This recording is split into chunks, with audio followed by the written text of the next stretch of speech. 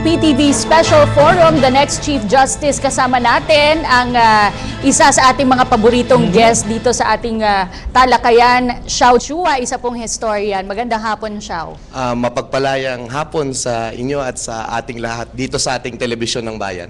Nako, Xiao, bagamat kararating mo lang, tatanungin na kita agad. Kasi kanina si Mr. Jarius, nasabi niya dati daw nung panahon ni dating Chief Justice Narvasa ay nagkaroon siya ng pambihirang pagkakataon na makahalubilo itong mga justices na Supreme Court kasi bihira nga silang magpa-interview at lumabas sa telebisyon. Ikaw, Xiao, kasi hindi kami masyadong pamilyar dito sa mga naging dating punong mahistrado. Sino sa tingin mo ang isang mabuting ehemplo ng isang punong mahistrado? Well, una magkokomento muna ako doon sa sinabi mo na hindi talaga sila nakakausap. You know, we want our Chief Justices to be very above us, no? Yun din ang gusto ko. Pero yun ang isang malaking problema din ng ating Supreme Court, no? Ayon nga dito sa aklat na Shadow of Doubt ni Marites Vitug. Ang pinaka-problema ng Supreme Court ay dahil gusto natin silang may mystery sila, mysterious din ang corruption. No, na kailangan nating lift the veil. And I think that the impeachment trial, the last impeachment trial, yan ang legacy niyan. We're kind of lifting the veil. And mysterious pa rin the way they act, no, yung kanilang mga decisions. We can keep secret siguro yan, okay lang yan. Pero yung corruption sana lumiwanag pa yan sa atin at nang matanggal natin. Dung sa second question niyo po, no, well, siyempre ang unang papasok sa isang istorya na isang mahalagang ehemplo si Chief Justice Jose Abad Santos, no? Wala akong masyadong alam dun sa career niya, no, pero yung kanyang character ay lumabas sa kanyang martyrdom. No, this Chief Justice, may kwento ko lang konti. Si Chief Justice Jose Abad Santos po, nung siya'y mahuli ng mga Hapones, si Quezon, no, si Osmeña nasa korehidor, nagtatago na, eventually lilipad po yan sa Australia. Wala akong ibang tao na pwedeng pumalit na presidente ng Pilipinas, kundi ang Chief Justice. No? Nahuli siya sa Mindanao kasama ng kanyang anak. At sabi ng mga Hapones, kailangan namin ng tao na pwedeng mamuno sa Pilipinas. Ikaw nang mamuno sa ilalim namin. Sabi ni Chief Justice Jose Abad Santos, ayaw niya, no? Nakikita niyang kataksilan ito na makipag-cooperate sa enemy. So siya'y hinatulang mamatay immediately. At of course yung kanyang anak na aide-de-camp ni President Quezon at the time a young soldier, iyak ng iyak, no? Umiiyak, no? And sabi niya, do not cry, Pipito. Sabi niya, show these people that you are brave. It is a rare privilege to die for one's country. Ayan. So, parang ang sinasabi lang natin dito, if a Chief Justice is so clean and so parang dedicated to his job that he can die for his country, then that is the Chief Justice that we need. Ayan. Napakabigat nito, napakabigat. Kung hindi lamang po intellectually superior, actually dapat pinakamagaling intellect-wise, hindi lang po ito dapat administrador. Professor Xiao is saying now, kailangan the person should be willing to die for the country. Ganun yung level ng dedikasyon at patriotism nga.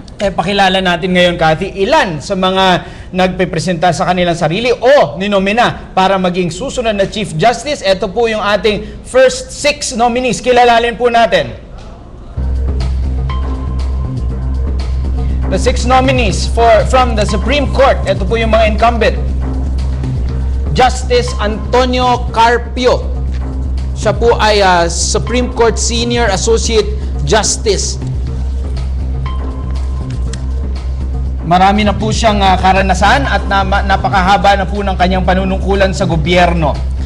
At susunod, Justice Roberto A. Abad, Supreme Court Associate Justice. Isa sa kanyang mga kwalifikasyon, siya ay naging Dean's Lister sa Ateneo de Manila University at marami rin siyang mga librong sinulat katulad ng Practical Book in Legal Writing noong 2002 at Fundamentals of Legal Writing. Isa pang nominado ay si Justice Arturo D. Brion. Siya din po ay isang Associate Justice sa kasalukuyan. Siya po ay nakaupo since 2008 at naging Associate Justice din po siya ng Court of Appeals. Ang susunod ay si Justice Teresita Leonardo de Castro. Siya rin po ay Associate Justice ng Korte Suprema at siya po ay alumna ng University of the Philippines College of Law. Ang susunod po ay ang unang inappoint po sa Supreme Court ng ating kasalukuyang Pangulong Benigno Aquino. Siya po ay ang pinakabatang na-appoint sa Supreme Court at ito nga lang po siyang itong termino ni Pangulong Aquino umupo at siya po ay naging Executive Director of the Policy Think Tank of the Asian Institute of Management. Justice Presbiterio Velasco Jr., siya po ay Supreme Court Associate Justice din. Siya ay 20 years na nag-practice ng private law bago siya sumali dito sa Korte Suprema.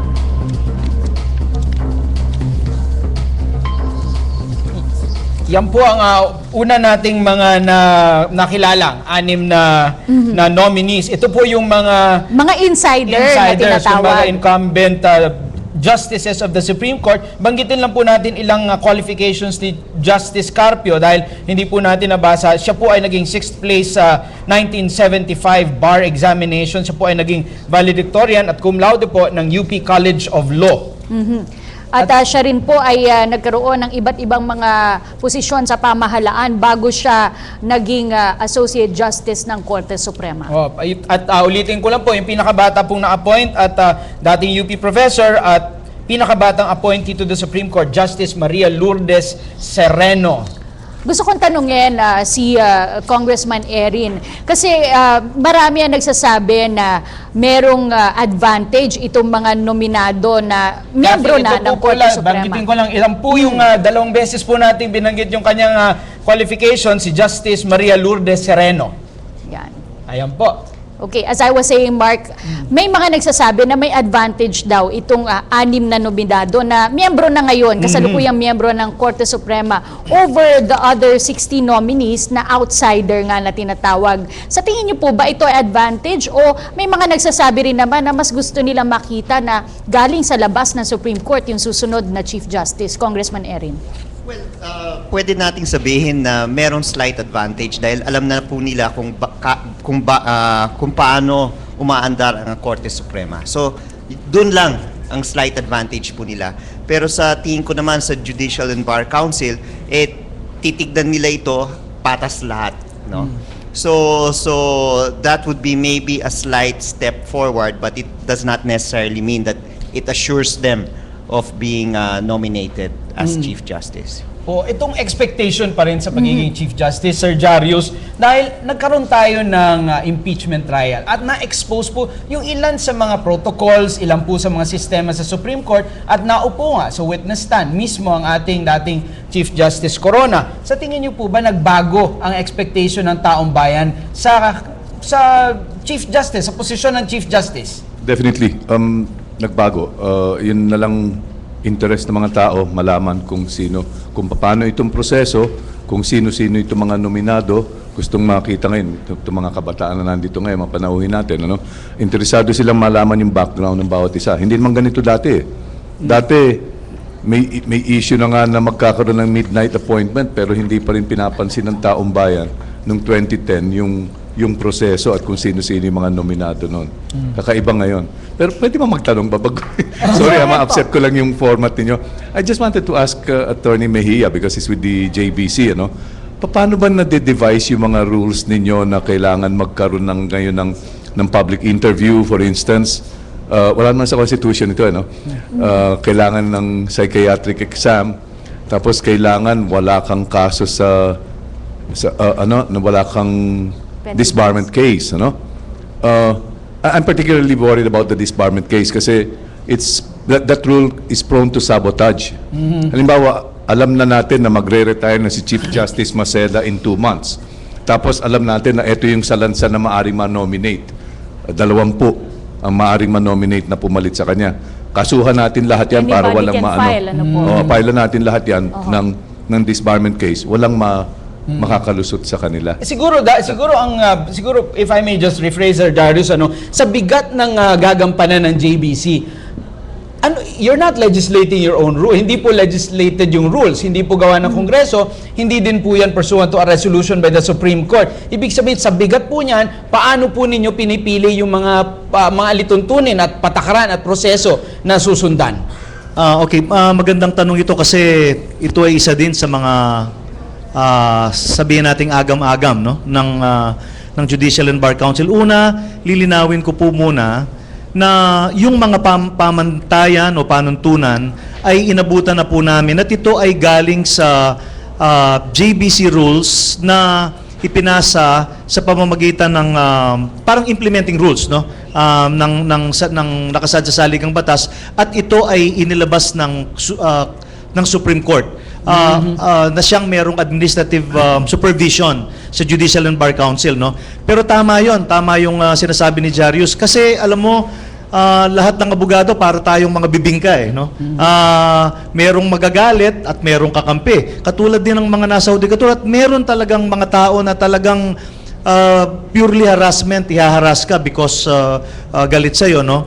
At isa yon sa siguro kailangan tugunan, pero sa ngayon yun yung sinusundan na nakasaad mismo sa JBC rules, no, na kapag meron kang kaso, administrative at criminal, ito ay sagabal, no, o disqualification. Kaya nga noon pa, no, even before the impeachment proceedings, I was telling, pinagsasabihan ko po yung ibang yung meron namang Metropolitan Judges Association, merong mga na ipaabot sa aming kaalaman yung kanilang saloobin, no, dito sa rules na ito. At sa totoo po niya, nagkaroon na ng pagtatangka, no, na baguhin itong mga ibang rules dahil nga sa ganoong concern, no. At ito ay unang inilahad ni Congressman Neil Tupas, no, sa kasamaang palad.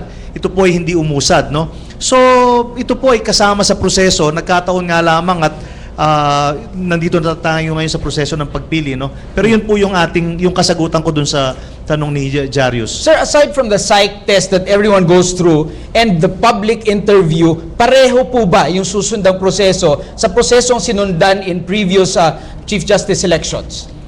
Naku, hindi ko, kasi ako 1 taon at 3 buwan pa lamang ako sa posisyon at hindi ko talaga nalalaman kung ano yung mismong prosesong pinagdaanan nung halimbawa ni Chief Justice Corona, no.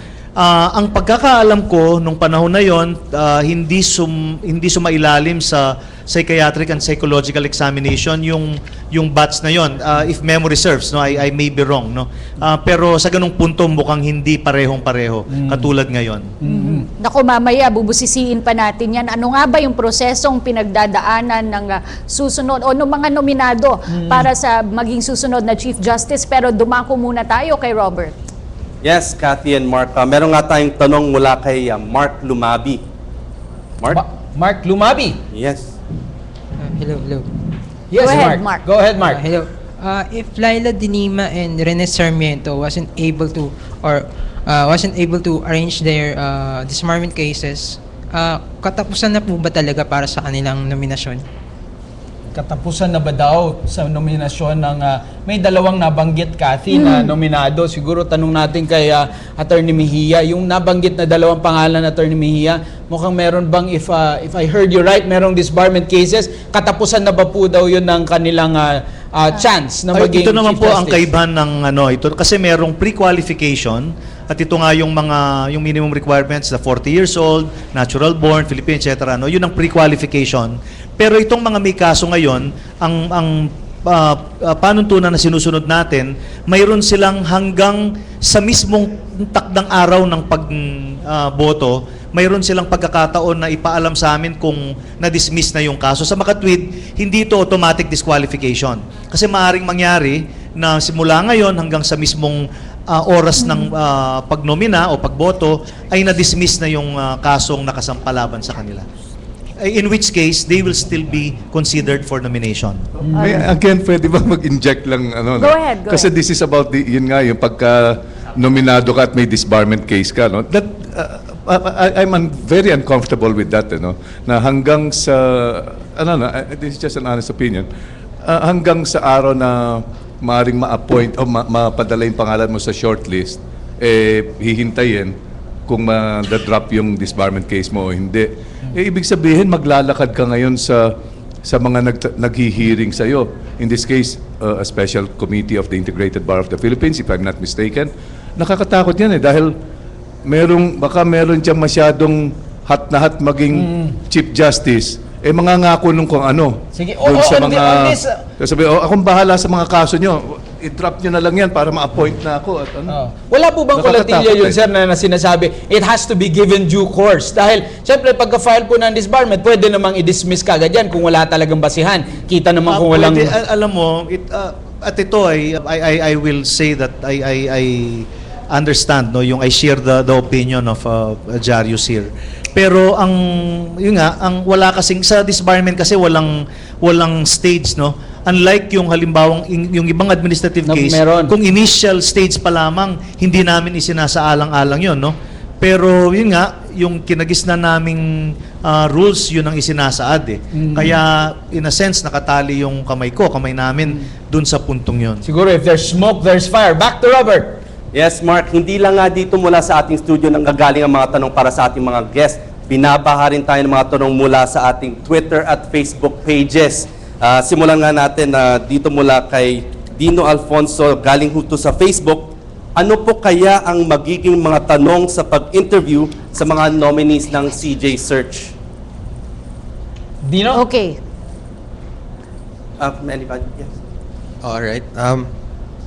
To be honest, I don't have any idea siguro kung ano yung magiging tanong.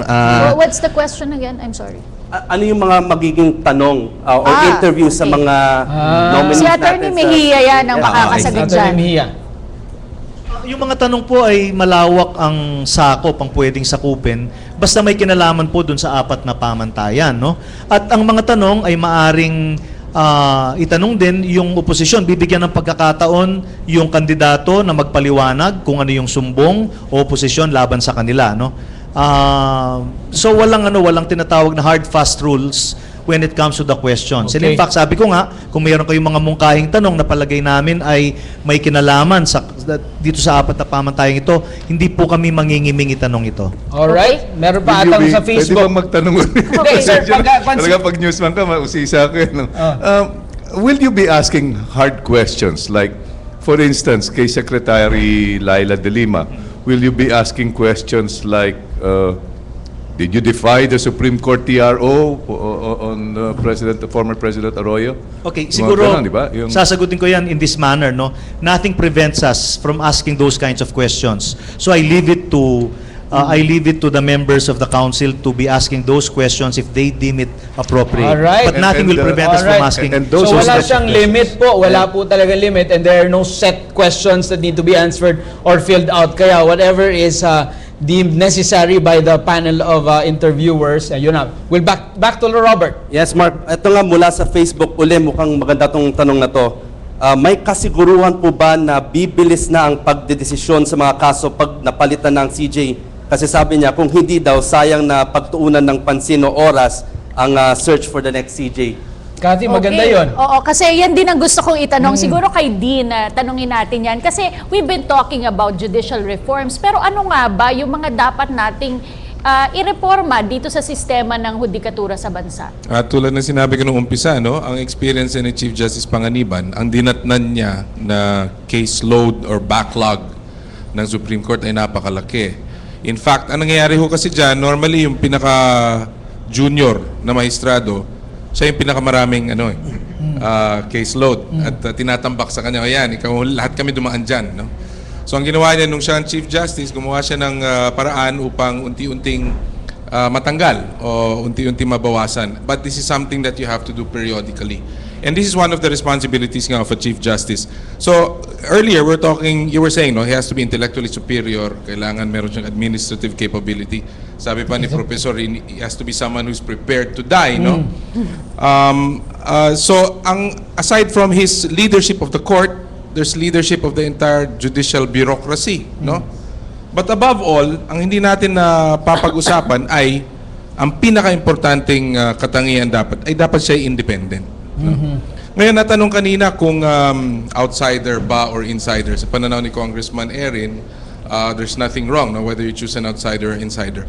Para sa akin siguro in the long run kung tutuusin, lalo na kung ang pipiliin mo yung mga kasing edad ni Leila De Lima o ni Sereno na mga 50 years old pa lang, magsililingkod yan ng 20 years in the service, no? Pero sa ngayon ho, kasi sa tingin ko, mahalagang pagtuunan ng pansin, it's a very critical time for the judiciary. It's very sensitive. So, kung ang papasok dyan ay galing sa labas, magmamatrikula pa yan eh. No? ano yan each one, sabi ni Congressman, each one of the justices are independent. They're extraordinarily independent of each other, of the other branches, etc. No? Pag yan, matututo ka pa,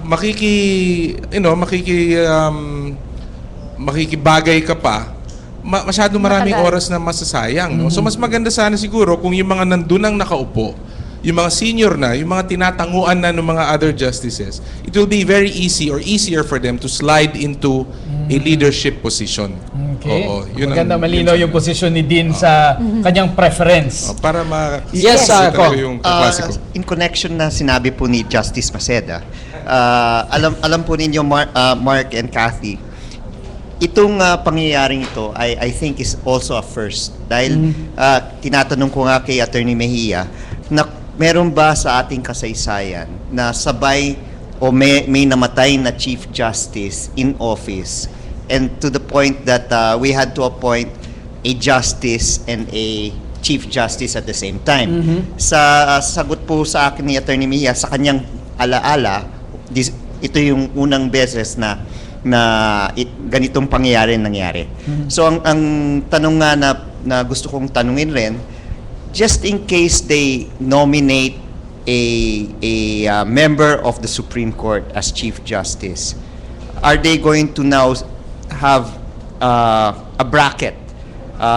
If you are going to nominate a member of the Supreme Court, these are the other names for associate justices. No? Kasi bago First in the history of the judiciary na nangyari itong may vacancy ang Chief Justice and a associate justice. Very interesting dahil nga itong konteksto natin ngayon kakaiba dahil meron tayong first na impeachment, first na screening ganito, first televised. We're really treading on new ground, Professor Shao? Ay, yan din yung naisip ko kasi, for example, ang iniisip ko, kung pipili tayo ng bagong Chief Justice and the current President really stated it na gusto niya talaga bago. Yung kasing mother niya noong 1986, pinag-resign niya lahat yung justices, no? At si Claudio Tihanque yung ginawa niyang Chief Justice kasi there was a perception na naging sobrang beholden kay Marcos yung si Fred Ruiz Castro and si Justice Fernando, no? So, yung court nila. So, parang ang iniisip ko, paano kaya kung yung Chief Justice natin, piliin mula sa loob, pero dahil may vacancy, ang kukunin ng JBC na bago ay yung bagong Associate Justice. Diba? Yun yung interesting na naisip ko na rin, no, na pareho pala kami ng iniisip ni Congressman. That not necessarily we're looking for a new Chief Justice or we're looking for a new Chief Justice among the old and a new Justice. Kasi baka yun nga, fear din natin yun na kung masyadong baguhan, ano na lang yung kasi diba, ang Supreme Court, kailangan nating maintindihan sa pagbasa ko ng mga aklat tungkol dito, na talagang yung seniority talagang iginagalang dyan. So parang kung magkakaroon ng Chief Justice na bata na nga, outsider pa, mukhang mahihirapan yan sa loob ng korte. Tanungin natin si Attorney Mejia, seniority po ba, ito pa ikinokonsidera ng JBC sa pagpili nyo ng punong maestrado? Siguro nasa kanya-kanyang miyembro kung isasaalang-alang yung seniority, pero ito ay factor, no? Sabihin natin whether we like it or not. I think being in the judiciary already is a factor, no? Kaya lang ito lang ang masasabi ko. Nabanggit nga kanina, it's a built-in advantage. Kaya lang baka naman kasi halimbawa yung ibang kalidad naman, yung ibang quality naman ay ma-outweigh o mas higit ang timbang na ibibigay. Halimbawa lang, at hindi ko tinutukoy ito sa kasalukuyang miyembro, no? Halimbawa lang, miyembro na sila, may seniority, pero halimbawa may katanungan naman sa independence. Parang gano'n, no? So kailangan magtugma lahat ng mga qualification. At siguro babanggitin ko rin, yung pinag-uusapan, alalahanin po natin dalawang posisyon, parang dalawang posisyon ang isinasaalang-alang natin, no? In fact, ito ay itinanong ko sa konseho sa isa sa aming mga session, kung halimbawa ba ang presidente ay pipili halimbawa ng Chief Justice mula sa mga kasalukuyang miyembro ng Supreme Court, maari ba siyang pumili dun sa mga ibang kandidato na gusto niyang i-appoint na As Associate associate. Justice? Ang sagot po ang sense po ng council hindi daw. Kailangan panibago. magsisimula na naman daw ng panibagong proseso. On yun po one yung hand, sagot may ko. benepisyo nga yung wala ng learning curve dahil nga nabanggit ni Dean na nandyan na sila, they will just slide into the position at gagampanan. On the other hand, pwede na natin sabihin, you need fresh eyes to solve the long-standing administrative and other logistical concerns. Para sa ating mga law students, ano kaya ang mas kailangan sa inyong pagkarinig sa mga concerns ng Korte, Dino? Anong kailangan na? Do we need fresh eyes into the court, fresh technology, fresh spirit into the court, or do we need an old hand who can do reform? As a law student, I think it would be more advantageous for the next Chief Justice to be a current Justice of the Supreme Court because yun nga, para you get rid of the learning curve na, especially since this is a very critical time for the judiciary. All eyes are on this branch of government, and I think that it's more wiser siguro for us to be able to at least re-establish the credibility of this branch of government at this point. Pero nababanggit, Kathy, yung Oo, independence. integrity, Oo. probity. These are terms na wala kang strict definition, especially considering that iba-iba yung situation or circumstance. Siguro tanong natin kay Sir Jarius, dito sa Pilipinas, anong ibig sabihin dapat ng independence ng Supreme Court Chief Justice? Ang ibig sabihin nito ay hindi siya nai-impluwensyahan nung outside forces. Ng Malacanang, ng Kongreso, ganun po ba yun? Especially Malacanang. No, kasi yun ang presidente ang nag-a-appoint from a short list ng Chief Justice or any member of the Supreme Court, any member of the judiciary. So it's very important talaga ayan, I agree with them na may subok na independence. Ang ano kasi, ang associate justices, ma-measure, masusukat mo yung independence nila sa pamamagitan ng mga dati nilang desisyon Titingnan mo kung ang mga desisyon ba na ito ay kumikiling parate doon sa appointing power or kuminsan humihiwalay. Di ba? Dahil may sarili siyang paninindigan. At doon masusukat mo na kagad kung datihan na siya na nasa judiciary. Kung outsider kasi, abogado, obligasyon ng abogado na kailangan i-defend mo. Kaya kuminsan pag ganyan-ganyan, hindi ko naman sinasabing baliktari ng mga abogado, no? Pero hindi mo malaman kung kung ano yung tayo niya Parang yung nangyari nga kay Lincoln si Lincoln kasi noon, he was a brilliant lawyer. He argued the case before a judge arguing this case, and then in the afternoon after lunch, he was arguing the same principle of law but on the other side before the same judge. And so the judge asked him, ano ba talaga ang tayo mo, Attorney Lincoln? Kaninang umaga ganito ka, ngayon dito ka na. Sabi na lang ni Lincoln kaninang umaga I'm sure I was right but I'm surer now that I'm more correct this afternoon. Ganun lang Pero nagbago. So Pero para kasi kay ganun- Mr. Jarius, mas madali kung dati ng huwes itong Oo, pipiliin. tsaka ang nakakakaba kasi after we went through after the impeachment talagang nalamatan yung imahe ng hudikatura. And we need to rebuild it. Not only the judiciary but the entire country will have to rebuild it, and Congress and the executive branch will have to help rebuild that image. Now, any outsider, ang feeling ko ngayon, would automatically carry the burden of being called a political appointee. Parang ano ka lang bata ka lang ng presidente kaya ka na-appoint Kawawa naman yung outsider na yon, whether cabinet member o hindi. Yun ang burden niya. Ito lang, Kathy, dahil gusto ko itanong kay Dean, dahil sa business at sa iba pang mga community development work, there is a term called interdependence. In our system of laws and in our system of government, syempre mga napapag-usapan sa business, ComDev, yung interdependence. Ang hinahanap natin dito na term ay independence. Can those coexist under our system of laws? Well, the constitutional design for the judicial branch is ideally nakahiwalay ito sa other branches, no? Separation of powers, no? So, and while it is the case that historically the judicial branch, except under strong leaders, no, was able to keep itself independent. Well, the genius of the constitutional design, it's also balanced by making sure that the judiciary is not completely isolated from public opinion. And that is by giving the power to appoint its head to a popularly elected president.